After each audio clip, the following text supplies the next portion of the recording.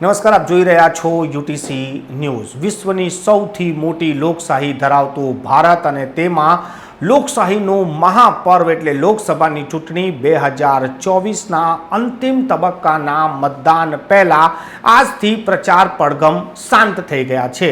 સૌથી લાંબી આ ચૂંટણી રહી છે। 7 તબક્કાનું મતદાન, એમાં અંતિમ તબક્કાનું મતદાન હવે બાકી। પ્રચાર પડઘમ શાંત, પરંતુ પ્રચાર શાંત થયા બાદ પણ નરેન્દ્ર મોદી જ્યારે મૌન થવા જઈ રહ્યા છે, જ્યારે ધ્યાન કરવા કન્યાકુમારી પહોંચ્યા છે, ત્યારે વિપક્ષી પાર્ટીઓએ ચૂંટણી પંચને આ મામલે પણ ફરિયાદ કરી છે અને તેમનું જે લાઈવ પ્રસારણ ટીવી પર થઈ રહ્યું છે કે થશે, તેને રોકવા માટેની અરજી કરવામાં આવી છે।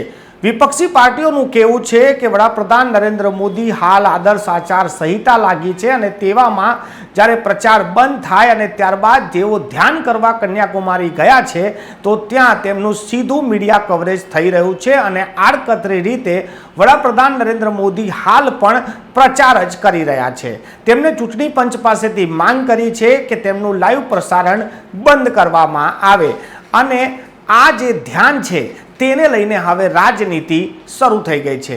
ભારતીય જનતા પાર્ટી તરફથી કહેવામાં આવ્યું છે કે કોંગ્રેસ હવે હારી રહી છે, તેથી કોંગ્રેસ હવે નવા બહાના શોધી રહી છે। વડાપ્રધાન નરેન્દ્ર મોદી તો 2019માં કેદારનાથ પણ ગયા હતા અને ત્યાં પણ ધ્યાન કર્યું હતું, જ્યારે આ વખતે વડાપ્રધાન નરેન્દ્ર મોદી કન્યાકુમારી પહોંચ્યા છે અને સ્વામી વિવેકાનંદ મેમોરિયલ ખાતે તેઓ એક દિવસ ત્યાં પૂજા કરશે, 12 કલાક અને 12 કલાક તેઓ ધ્યાન કરવાના છે। એમ 24 કલાક વડાપ્રધાન નરેન્દ્ર મોદી આ કન્યાકુમારીના સ્થળ પર રહેવાના છે। રાજનીતિ તો ગરમાઈ ગઈ છે। ચૂંટણીનો આ છેલ્લો તબક્કો છે અને આ છેલ્લા તબક્કામાં વડાપ્રધાન નરેન્દ્ર મોદી જ્યાંથી ખુદ ચૂંટણી લડી રહ્યા છે એવા વારાણસીમાં પણ મતદાન થવા જઈ રહ્યું છે।